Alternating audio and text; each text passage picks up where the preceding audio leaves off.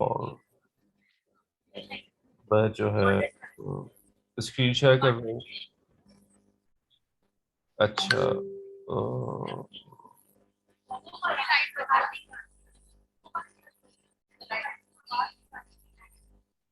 अच्छा, आप लोगों को मेरी आवाज क्लियर है, राइट?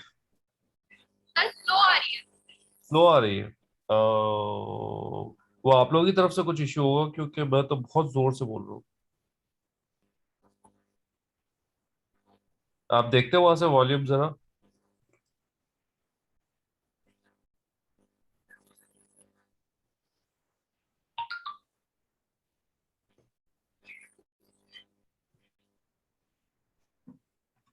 जी, अब आ रही है आवाज? अच्छा, देखिए basically आज मल्टीपल टॉपिक है, और उन टॉपिक्स को हम जो है कवर करेंगे। सबसे पहला जो टॉपिक है वो है कैपेक्स और ओपेक्स का। अगर आप अपने प्रेजेंटेशन में जाओगे, ये मॉड्यूल 3 के अंदर एंटरप्रेन्योर का जो यूनिट था उसके अंदर का पार्ट है, ठीक है ना। तो आज हम इसमें से कुछ ऑप्शंस को रिव्यू करेंगे, ठीक है। तो मैं शुरू करता हूँ सबसे पहले टॉपिक से, और जिस टॉपिक का नाम है सर एक मिनट, आपकी आवाज सर तो, मैं इसको वॉल्यूम तेज कर दो, बिल्कुल आवाज और लाइट लो इस टाइप वाली कर दो, बोले हम स्टूडेंट सर अब सही है। कि मेरी आवाज आ रही है? मुझे तो आप लोगों की बहुत क्लियर आ रही है आवाज। आ रही है, तो आ रही है आवाज, तो आ रही है बोले।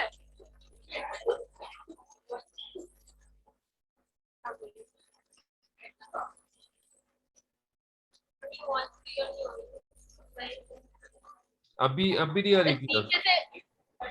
नीचे से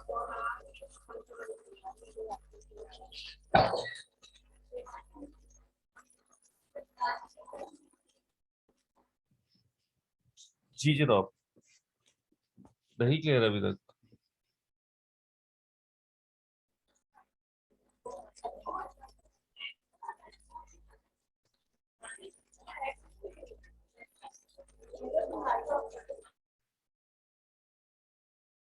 hello?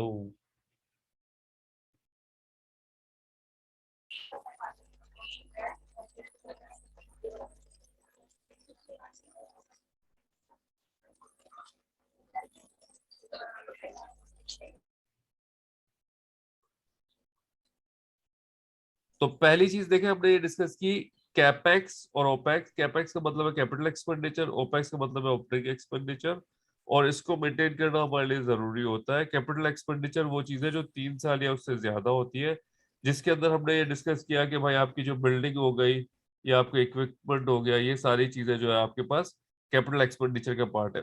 On the other and opex वो चीज होती है कि जो आप सेम फिस्कल ईयर के अंदर नॉर्मली यूज करते हो और या उसको कंज्यूम करते हो, like rent expense, salary expense, electricity, gas, ये सारी की सारी चीजें ओपेक्स के अंदर होती है। हम बात करें P&L की या प्रॉफिट एंड लॉस की, ठीक है। मैं इसका पूरा ही नाम लिख लेता हूँ ताकि आपको पता हो। अच्छा, प्रॉफिट एंड लॉस, वैसे तो ये बहुत बड़ा टॉपिक है, लेकिन मैं कोशिश करूंगा कि आपको जितना अच्छी तरह से मैं बता सकूं वो बताऊं। तो प्रॉफिट एंड लॉस में सबसे पहली चीज होती है रेवेन्यू या इनकम, ठीक है ना। अगर मिसाल के तौर पे आपके पास 1 मिलियन की आपकी इनकम है, तो क्या ये एक अच्छी चीज है या बुरी चीज है?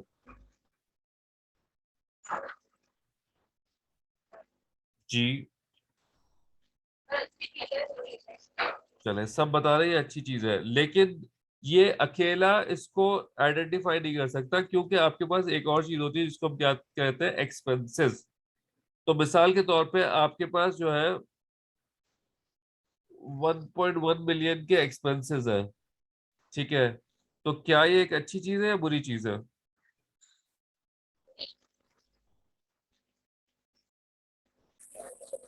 तो इसका मसला ये है कि हमारे एक्सपेंस हमारी इनकम से ज्यादा है।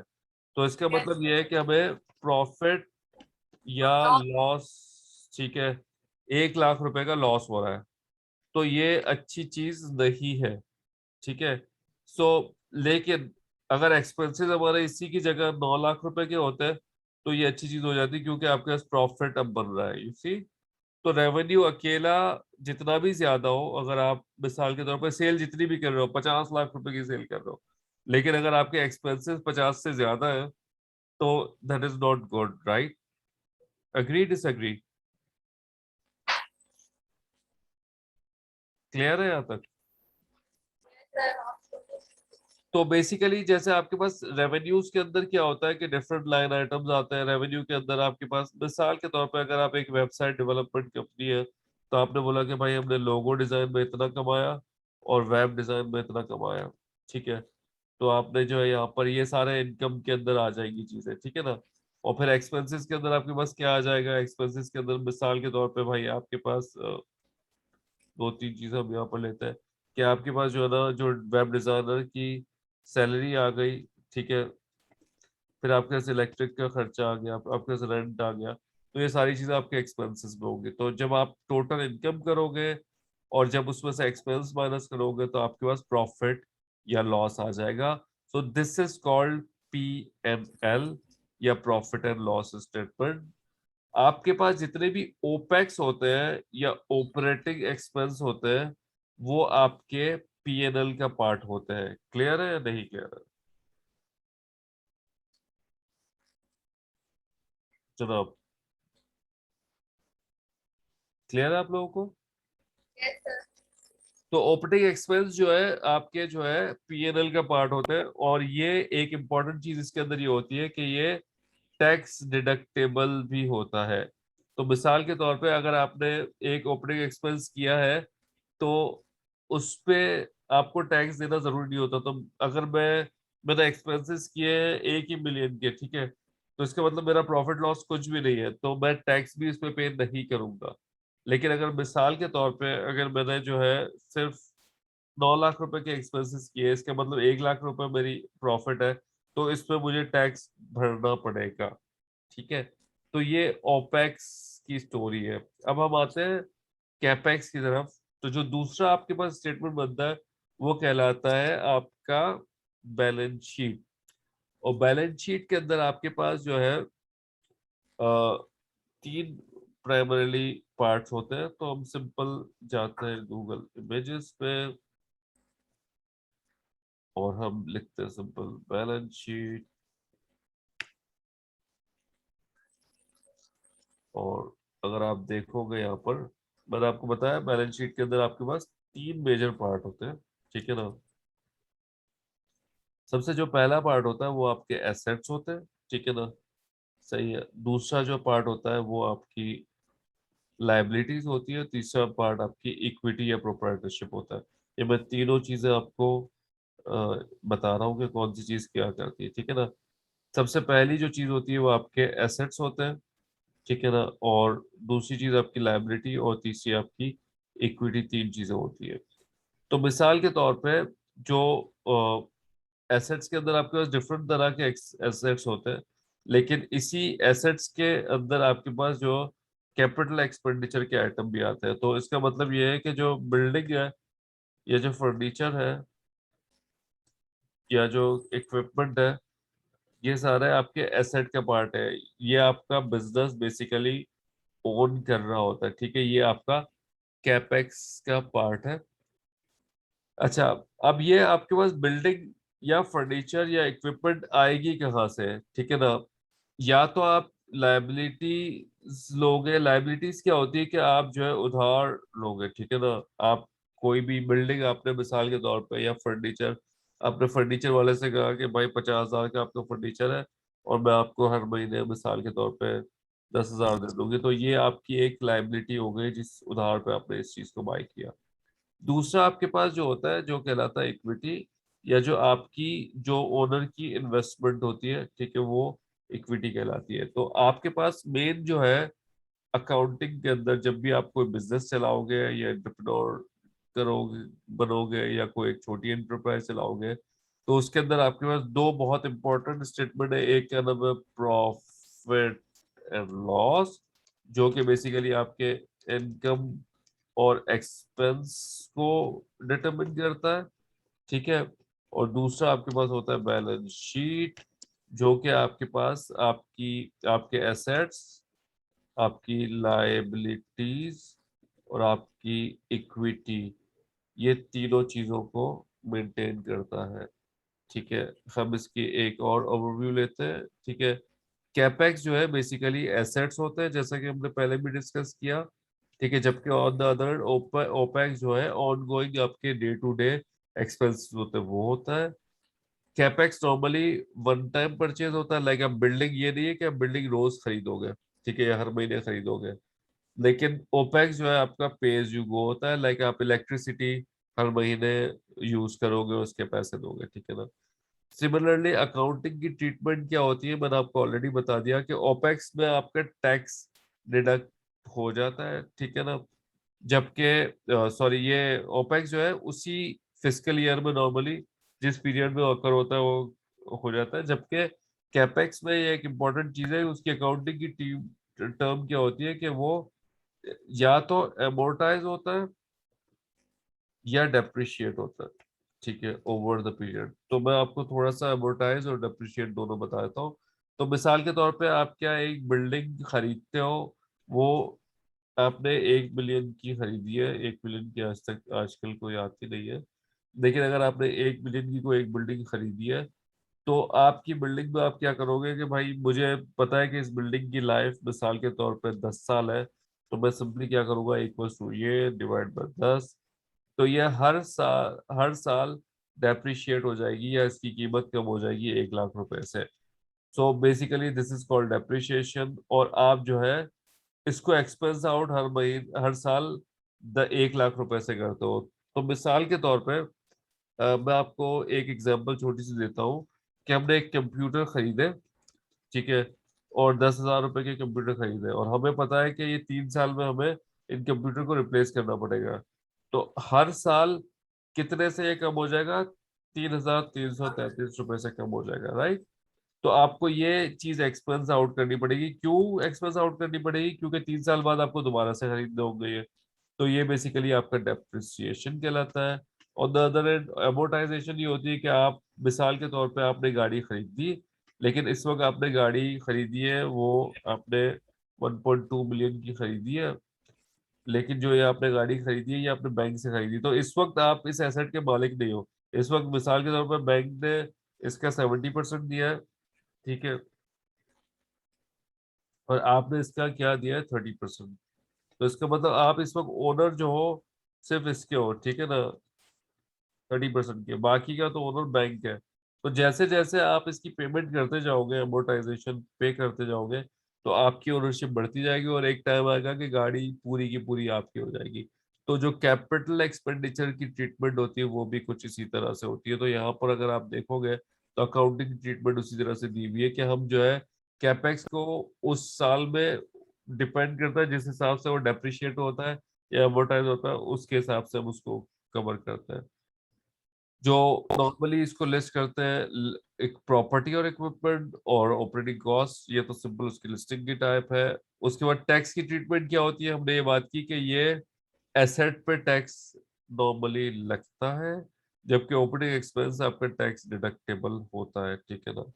और फाइनल जो इसकी एग्जांपल है जो हम लोग ऑलरेडी डिस्कस कर चुके हैं, ऑफिस बिल्डिंग इक्विपमेंट वगैरह होती है, जबकि ओपेक्स आपका वेज रेंट मेंटेनेंस होता है। अगर आपका किसी का भी सवाल है रिगार्डिंग ओपेक्स या कैपेक्स तो प्लीज लेट मी नो, वरना हम स्टेप अहेड बढ़े।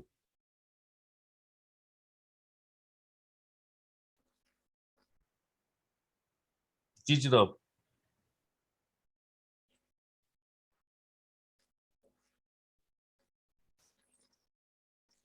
कोई सवाल?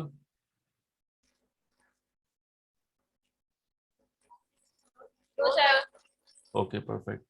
अच्छा, दूसरा हमारे पास जो टॉपिक है आज का वो है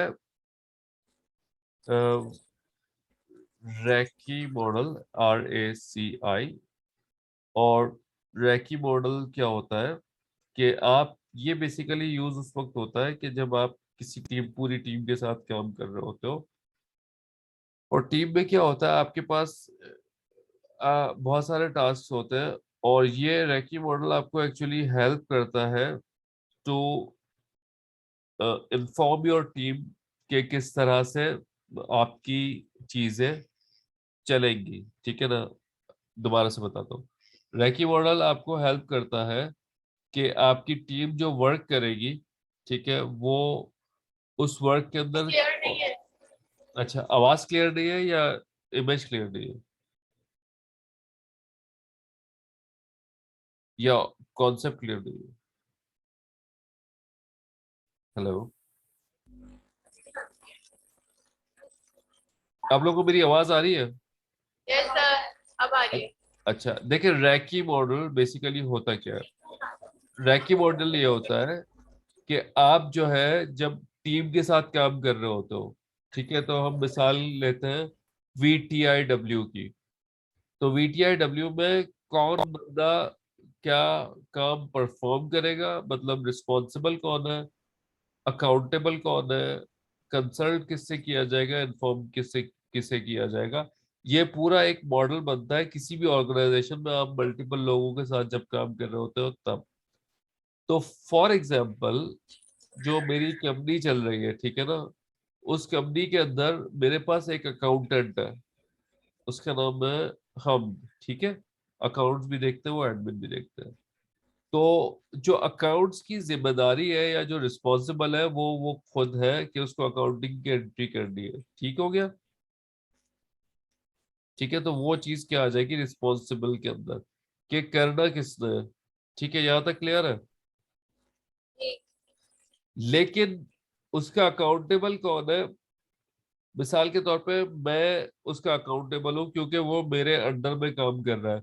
तो मिसाल के तौर पे अगर वो कोई ऐसा चेक बनाता है जो कि एक ठीक नहीं है, जो कि नहीं बनना चाहिए था, तो उसके लिए मैं उसका अकाउंटेबल हूँ, वो अकाउंटेबल नहीं है। ठीक है, वो तो रिस्पॉन्सिबल है, वो तो काम कर रहा है, लेकिन उसकी जिम्मेदारी जो है वो मेरी है। ठीक है, परफॉर्म उसने करना है, लेकिन जिम्मेदारी जो है मेरी है, दैट इज अकाउंटेबिलिटी। फिर जो हमारा पार्टनर है, मिसाल के तौर पे मेरा जो दूसरा डायरेक्टर है, मुझे मिसाल के तौर पे अगर मैं कोई 10 लाख रुपए का खर्चा कर रहा हूँ, ठीक है, 10 लाख रुपए का खर्चा कर रहा हूँ, तो मुझे उससे कंसल्ट करना पड़ेगा कि भाई ये मैं खर्चा कर रहा हूँ तो ठीक है या नहीं है, ठीक है ना। तो ये आपके पास पूरी 3 साइकिल हो गई। और मिसाल के तौर पे हमारे ऑन टॉप ऑफ अस एक चेयरमैन है, ठीक है। चेयरमैन जो है ऐसे छोटे छोटे डिसीजंस के अंदर नहीं आता, उसको सिर्फ हम इन्फॉर्म करेंगे कि भाई इस महीने हमने इतना प्रॉफिट किया है या इतना हमने लॉस किया है, वो सारी चीजें हम उसको इन्फॉर्म करेंगे। तो अगर आपके पास कोई टीम है और डिफरेंट टास्क है, रैकी मॉडल एक्चुअली आपको हेल्प करेगा कि आप किस तरह से अपनी टीम में टास्क को डिवाइड करते हो, और फिर उसके बाद आप जो है कौन शख्स किस चीज का जिम्मेदार है या किसका क्या रोल है, वो सारी चीजें इसके अंदर डिफाइन होती है।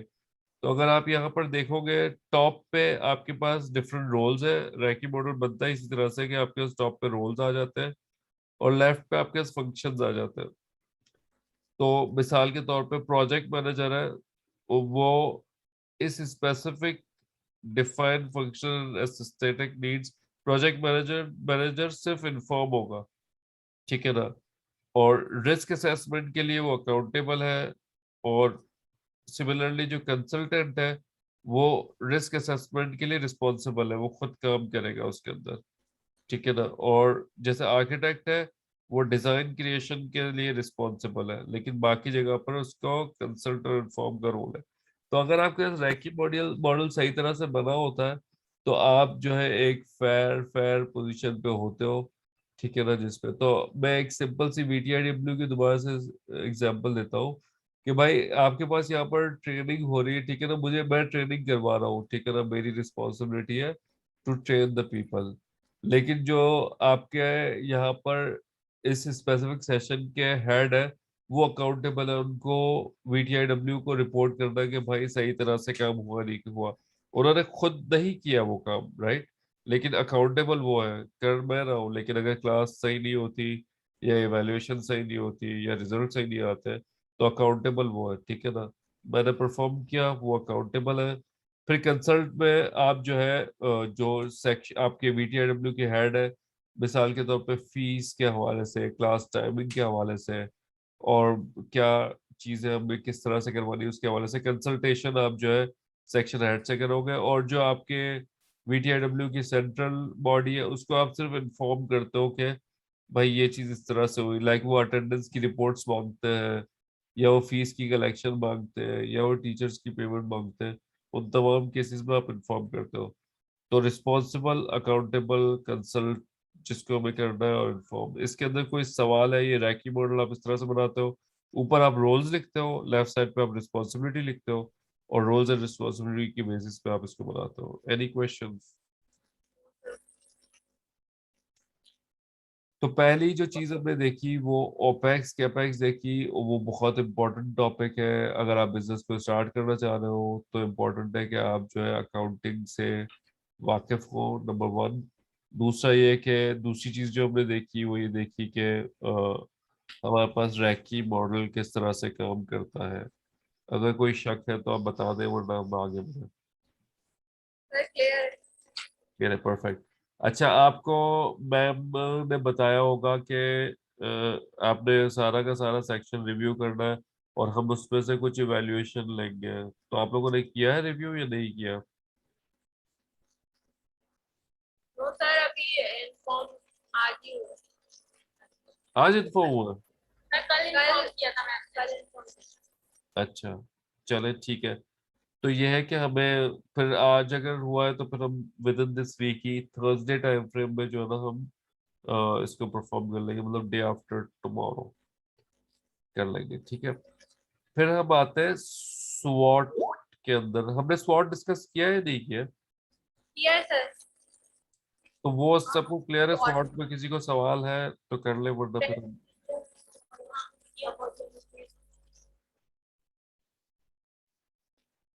जनाब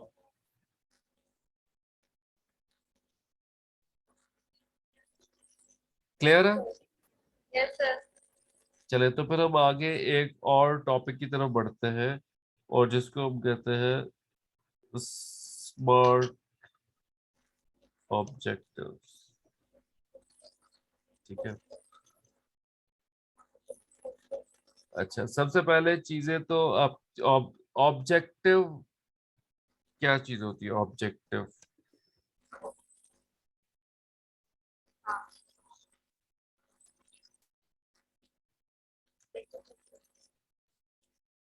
ऑब्जेक्टिव मकसद होता है, राइट, उर्दू में। Yes sir.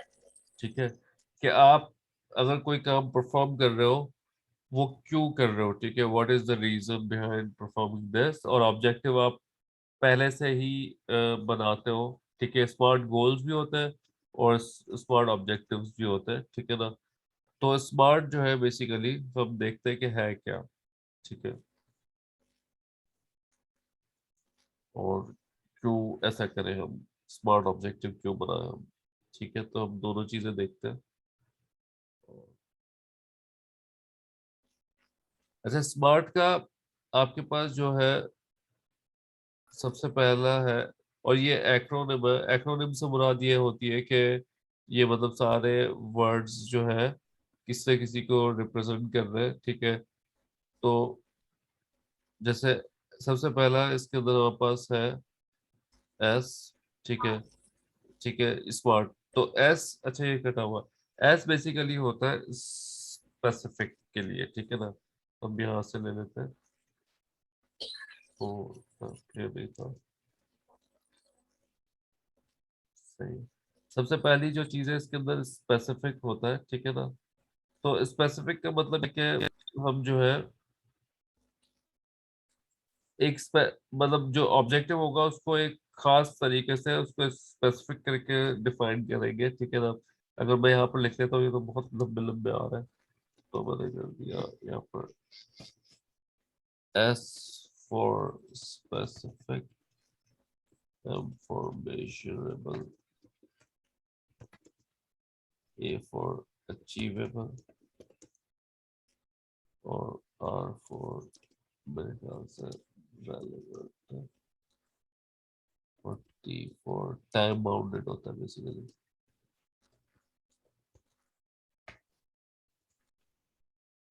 अच्छा देखिए, अब आप जब भी कोई स्मार्ट ऑब्जेक्टिव बनाते हो, तो अगर आपने स्मार्ट को फॉलो किया, ठीक है, तो उसमें होता यह है कि अ, इससे फायदा आपके पास ये होगा कि ये ऑब्जेक्टिव रियलिस्टिक ऐसे ऑब्जेक्टिव होंगे जो आप जो है मतलब इस अगर आपने इन तमाम चीजों को फॉलो किया, तो आप एक रियल वर्ल्ड ऑब्जेक्टिव बना सकते हो, वेग ऑब्जेक्टिव नहीं होंगे, ठीक है ना। तो सबसे पहला हम देखते हैं स्पेसिफिक का, ठीक है ना। स्पेसिफिक से क्या मतलब है?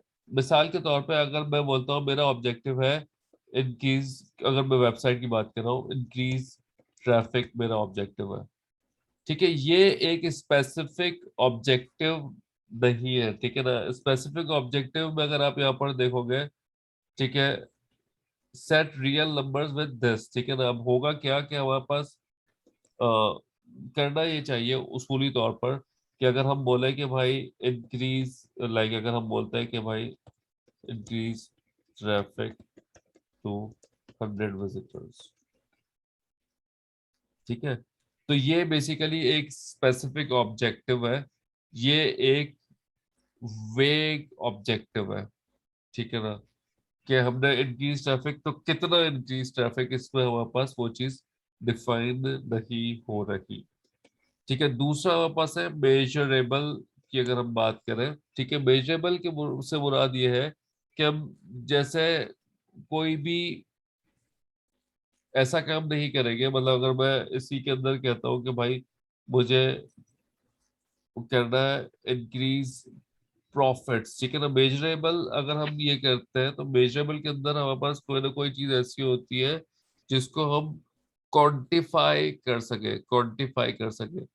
तो अगर हम अगर मैं बोलता हूँ कि भाई इंक्रीज ब्रांड इमेज, क्या कोई इसको मेजर कर सकता है कि ब्रांड इमेज इंक्रीज हुआ या नहीं हुआ?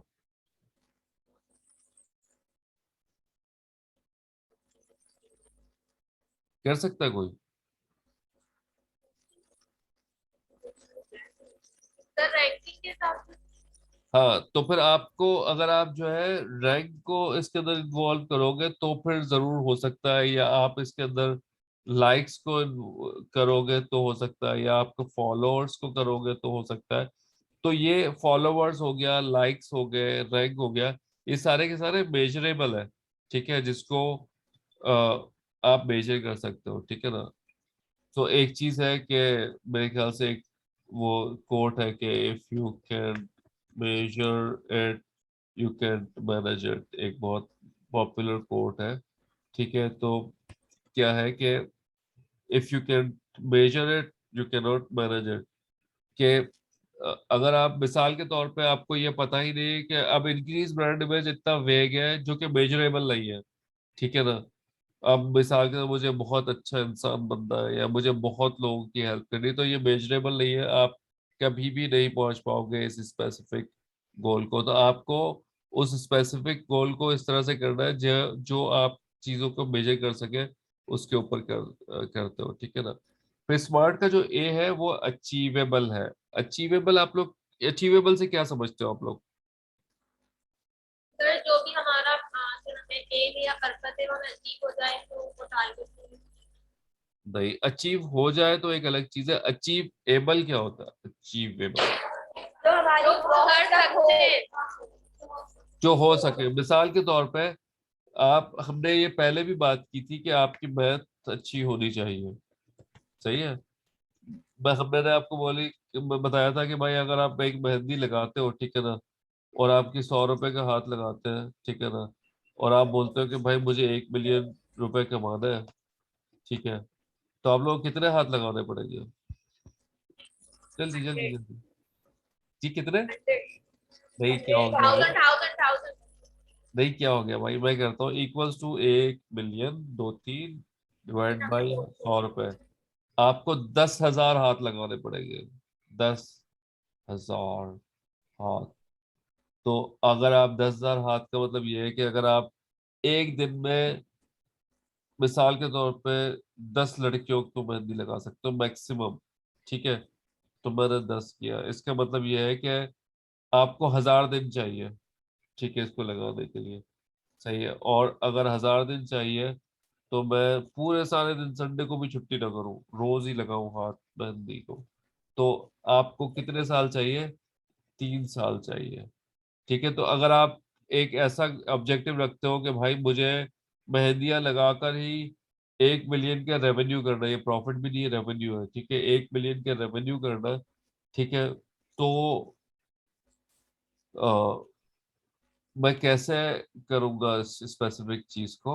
तो फिर बेसिकली आप 3 साल, 1 साल में अगर इसको करोगे तो ये अचीवेबल है ही नहीं, तो आपको गोल या ऑब्जेक्टिव, नॉर्मली गोल्स के लिए भी यही होता है, स्मार्ट गोल्स कहलाते हैं, तो आप करोगे वही जो आपके अचीवेबल होगा, मतलब कोई ऐसी अंधी आप नहीं मारोगे कि भाई ये जो चीज हो ही नहीं सकती, आपने जो है ना उसको बोल दिया कि भाई ये मैं काम करूंगा, ये करूंगी, तो दैट इज नॉट गुड, ठीक है ना, सही है। फिर अचीवेबल आ गया, अच्छा, रियलिस्टिक आ गया, या रेलेवेंट भी यूज करते हैं, जैसे यहाँ पर रेलेवेंट यूज किया हुआ है, यहाँ पर भी रेलेवेंट यूज किया हुआ है। तो रेलेवेंट इज लाइक, आप सिंपली क्या करोगे कि जो आपका एक प्राइमरी ऑब्जेक्टिव है, आप मिसाल के तौर पे एक प्रॉफिट मेकिंग फर्म हो, और आप कोई ऑब्जेक्टिव ऐसा रखते हो कि जो आपकी प्रॉफिट मेकिंग के अंदर आपको हेल्प ही नहीं करेगा, ठीक है ना, तो वो एक इररेलेवेंट ऑब्जेक्टिव या इररेलेवेंट गोल होगा, ठीक है ना। तो मिसाल के तौर पे अगर आपका मेन ऑब्जेक्टिव ये है कि आप एक एनजीओ हो, और आप जो है लोगों को हेल्प करने के लिए आपने एक ऑर्गेनाइजेशन को फॉर्म किया है, और आप यहाँ पर मेन जो फोकस आपका है वो आप प्रॉफिटेबिलिटी पे रखते हो या एक्सपेंसिव आइटम सेल करने पे रखते हो, तो ये आपका रेलेवेंट गोल नहीं होगा। आपका गोल हमेशा रेलेवेंट होना चाहिए, आपके प्राइमरी विजन, जो जिसके लिए गोल्स को क्रिएट करने से पहले हम विजन क्रिएट करते हैं, तो विजन से आपके पास मैच करना चाहिए, जब भी वो रेलेवेंट हो गया। और फाइनली आपके गोल्स या ऑब्जेक्टिव को टाइम बाउंडेड होना चाहिए। टाइम बाउंडेड बेसिकली क्या चीज होती है? मिसाल के तौर पे आपने बोल दिया कि मुझे जो भी अर्निंग करनी है, मिसाल के तौर पे मुझे 50,000 मंथली सेल चाहिए, लेकिन आपको मंथली सेल 50,000 तो चाहिए, लेकिन आप कितने महीने में चाह रहे हो, लाइक इफ आई से कि भाई 6 मंथ्स के अंदर अंदर मुझे 50,000 मंथली सेल अपनी करनी है, तो वो चीज क्या कहलाएगी? एक्चुअली टाइम बाउंडेड कहलाएगी, ठीक है, टाइम बाउंडेड। तो जब भी आप ऑब्जेक्टिव्स क्रिएट करोगे, ऑब्जेक्टिव शुड बी स्मार्ट, और स्मार्ट का मतलब ये है कि आप specific, measurable, achievable, relevant and time bounded होने चाहिए। कोई इसके अंदर सवाल है? ठीक हो गया। अच्छा, अब हमारे पास असाइनमेंट्स आते हैं इसके अंदर, ठीक है, जो हमें करना है, सही है। आपको एक, सबसे पहले हम आते हैं ओपेक्स कैपेक्स के ऊपर, ठीक है ना। तो आप लोग सबने एक बिजनेस सेलेक्ट किया हुआ है, ठीक है ना, और उस बिजनेस की बेसिस पर आपको आइडेंटिफाई करना है एटलीस्ट 8 आइटम्स फॉर ओपेक्स, ठीक है, 8 आइटम्स फॉर कैपेक्स। जो बिजनेस आपने अपना सेलेक्ट किया हुआ है उसमें ओपेक्स के आइटम्स क्या होंगे, कैपेक्स के क्या आइटम होंगे, और ये जो है आप सबमिट करोगे, जो आपका एक, क्या व्हाट्सएप का ग्रुप है या कहाँ पर आप सबमिट करते हो? तो आप इसकी सबमिशन करोगे वहां पर, और मैं फिर इसको रिव्यू करूंगा, पहली चीज, ठीक है। फिर हमारे पास दूसरा टॉपिक था रैकी का टॉपिक। तो आपने जो है एक रैकी मैट्रिक्स बनाना है, ठीक है, अपने बिजनेस के हिसाब से। तो आपके पास मिसाल के तौर पे अगर वेबसाइट का है तो आप जैसे ओनर हो, और एक आपके पास वेब डेवलपर है, और फिर आपके पास एक एसईओ का बंदा है, और आपको यहाँ पर रिस्पॉन्सिबिलिटी की वेबसाइट डिजाइन हो गई, ठीक है ना, और सेल टू कस्टमर्स हो गया। तो इस तरह से आपको क्या करना है, एक मैट्रिक्स बनाना है, जिस पर टॉप पे आप जो है ना यहाँ पर रोल्स लिखोगे, और इस तरफ आप जो है ना आइटम्स लिखोगे जो आपको परफॉर्म करना है या जिसको हम एक्शंस कहें, और बीच में आपको रैकी मॉडल क्रिएट करना है कि भाई कौन रिस्पॉन्सिबल कौन है, अकाउंटेबल कौन है, कंसल्ट किससे करना है और इन्फॉर्म किसको करना है। तो ये आपके पास नेक्स्ट असाइनमेंट हो गया जो आपको क्रिएट करना है। आप जो रोल्स हैं कम से कम आप 5 रोल्स क्रिएट करोगे और एक्शन आइटम्स जो आप 5 क्रिएट करोगे। तो ये आपका असाइनमेंट नंबर 2 हो गया। असाइनमेंट नंबर 3 क्या है कि आपको स्मार्ट ऑब्जेक्टिव्स बनाने हैं, ठीक है ना, अपने कोई बिजनेस। अपना बिजनेस रन कर रहा है जी बेटा जी। तो उसके अंदर जो है आपके पास आप सीधा B2C कर रहे हैं ना। ठीक है। तो सर जैसे पर्सनल बिजनेस जो है हमारा शॉर्ट लेवल का जो एंटरप्रेन्योर होते हैं बिजनेस जी लेवल, जी उसके जी। अंदर तो हम B2C कर रहे हैं ना डायरेक्ट। तो फिर बिल्कुल उसके सर। अंदर हम डिफरेंट वो एक्टर्स कहाँ से लेकर आएंगे। भाई देखिए, मिसाल के तौर पे आपके पास ये होती है कि आप जो है डिफरेंट हैट्स पहन रहे होते हैं। मिसाल के तौर पे आप एक सिंगल एंटरप्रेन्योर हो, राइट। यस लेकिन सर। उस केस में क्या होता है कि आप वेब डिजाइन भी खुद कर रहे हो या सोशल मीडिया भी खुद कर रहे हो और लाइक पैसे भी आप जो इन्वेस्टमेंट भी खुद पकड़ रहे हो, सेल्स भी खुद कर रहे हो। तो ये डिफरेंट रोल्स तो है ना, भले आप खुद कर रहे हो, राइट। Yes sir. और आगे जाके तो आपको डेफिनेटली खुद करना है। इससे आपको थोड़ा सा जहन आपका क्लियर होगा कि आगे जाके जब आप अपनी टीम मेंबर्स रखोगे तो उससे आपको किस तरह से काम लेना है। तो इवन आप एक सिंगल ओनर भी हो लेकिन आप ये काम तो परफॉर्म कर रहे हो ना, तो आप अपनी जो डिफरेंट हेड्स है वो आप यहाँ पर रोल्स लिख दोगे ना। हमने यहाँ पर पर्सन के इसीलिए नाम नहीं लिखे, हमने रोल्स लिखा है। तो वो सारे रोल्स आप परफॉर्म, लाइक सेल्स के बगैर आप नहीं जिंदा रह सकते। अगर आपको सोशल मीडिया का बिजनेस है तो उसके बगैर जिंदा नहीं रह सकते। आपको वेब डिजाइन का बिजनेस है, आप उसके बगैर नहीं जिंदा रह सकते। तो ये सारे रोल्स आपके पास होंगे, ठीक है। और आपको 10 स्मार्ट ऑब्जेक्टिव्स बनाने हैं अपने बिजनेस के लिए, ठीक है ना। और ये ऑब्जेक्टिव्स जो है ना विद इन 1 ईयर के आप बनाओगे कि 1 साल के अंदर आप जो इसके अंदर अचीव करना चाहते हो, ठीक है। तो ये आपके पास आज के असाइनमेंट्स हैं। मैं देखता हूँ कोई ऐसी चीज है जो हम क्लियरली कर सके। एक चीज, एक और असाइनमेंट है इसी के हवाले से कि आपको पर्सनल स्वॉट बनाना है, ठीक है, जिसके अंदर आपको अपनी स्ट्रेंथ्स, हमने पहले डिस्कस किया हुआ है कि स्ट्रेंथ्स, वीकनेसेस और आपके पास अपॉर्चुनिटीज और थ्रेट्स, ठीक है। तो आपको personal strengths, weaknesses, opportunities, threats को डिस्कस करना है, ठीक है। तो ये बेसिकली आपके पास जो है पूरा का पूरा असाइनमेंट है। अगर कोई सवाल है तो आप लोग कर लें, वरना फिर हम आज का सेशन खत्म करते हैं।